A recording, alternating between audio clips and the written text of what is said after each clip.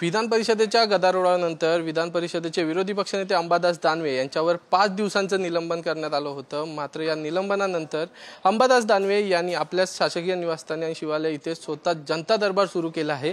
ज्या लोकांच्या गरजा मागण्या ह्या विधान भवनात विधान परिषदेत मांडतात तशाच त्याचं निवारण होतं, त्याच मागण्या आता त्यांनी इथे लोकांना अपील केलं आहे की तुम्ही इकडे या आणि तुमचे जे काही प्रश्न आहेत ते इकडे माझ्यासमोर मांडा, मी त्याचं इथे निवारण करेन।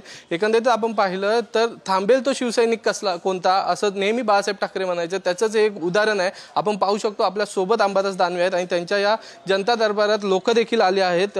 5 दिवसांचं निलंबन झालं आहे। खरं तर झालेल्या प्रकारे दोन्ही बाजूंनी यावर बोललं जात आहे की हा प्रकार घडला नाही पाहिजे होता।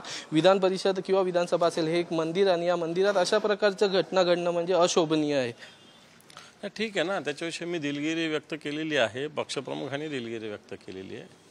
एवढा काही ताणायचा विषय नव्हता, तो संपवायचा विषय होता तिथला। आता दिलगिरी व्यक्त केलेली आहे, माझी तयारी दिलगिरीची, सभागृहात दिलगिरी व्यक्त करण्याची तयारी। आणि स्वतः पक्षप्रमुखांनी या राज्याचे माजी मुख्यमंत्री उद्धवजी ठाकरे साहेबांसारख्या एक संवेदनशील नेतृत्वाने सुद्धा दिलगिरी व्यक्त केली। याच्यावरती काय केलं पाहिजे? यांनी बोललेलं चालतं, नकली संतांनी यांनी बोललेलं चालतं, यांनी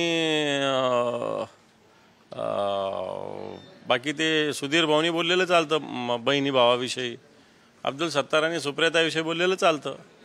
आम्ही बोलून दिलगिरी व्यक्त केली आणि तर साधी दिलगिरी कुठे व्यक्त पण नाही केली।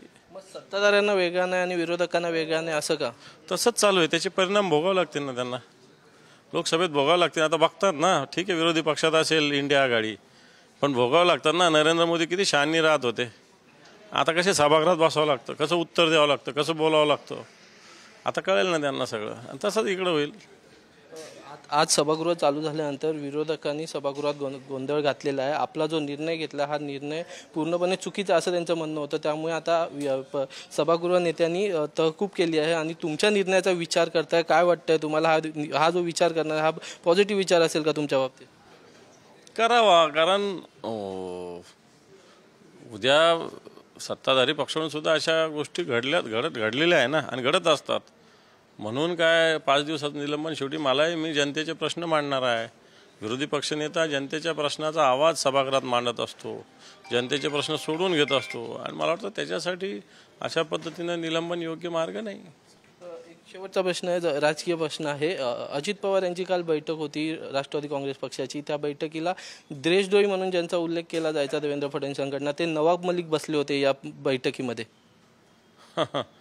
हे पहा, नवाब मलिकांचं दाऊदशी कसे हस्तक आहेत हे सांगण्यामध्ये यांनी 1 वर्ष घालवलं होतं आणि नवाब मलिकांना जेलमध्ये टाकलं होतं।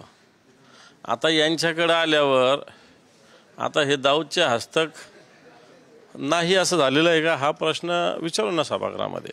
आता अजितदादा तर त्यांच्या मांडीला मांडी लावून बसतात आणि अजितदादाच्या पक्षात नवाब मलिक आहे, ते अजितदादाच्या पक्षात यांना चालतात। आता कसं चालतं त्यांना? प्रश्न निश्चित मला असं वाटतं, तुमच्याकडे असलं तर देश, आमच्याकडे असलं तर देशद्रोही आणि तुमच्याकडे असल्यावर देशप्रेमी होईल ना। आता प्रफुल्ल पटेलांचं पण तसं झालं, एक मिरची, कुछ लोग मिर्ची का व्यवहार करते और कुछ लोग मिरची से व्यवहार करते, हे पंतप्रधानाचं वाक्य आहे या मुंबईमधलं BKCच्या मैदानावर। आता ते मिरची अशी व्यवहारवाल्यांचं सगळं प्रॉपर्टी सीज झाली होती ती सगळी क्लिअर केली, आता त्याचं भाडं मिळावं म्हणून ते प्रयत्न करतात, हे लोक यांना चालतात। धन्यवाद सर, आमच्याशी बातचीत केलं होतं। आपण पाहिलं आपल्यासोबत विधान परिषदेचे विरोधी पक्षनेते अंबादास दानवे होते। यांनी देखील सांगितलं आहे की निलंबन होऊ दे किंवा काही होऊ दे, माझा जनता दरबार हा नियमितपणे चालू राहणार आहे। लोकांचे जे प्रश्न आहे हे मार्गी लावण्याचं काम माझं आणि मी ते करत आहे। व्हिडिओ जर्नलिस्ट नितीनसह चेतन सावंत, पुढारी न्यूज, मुंबई।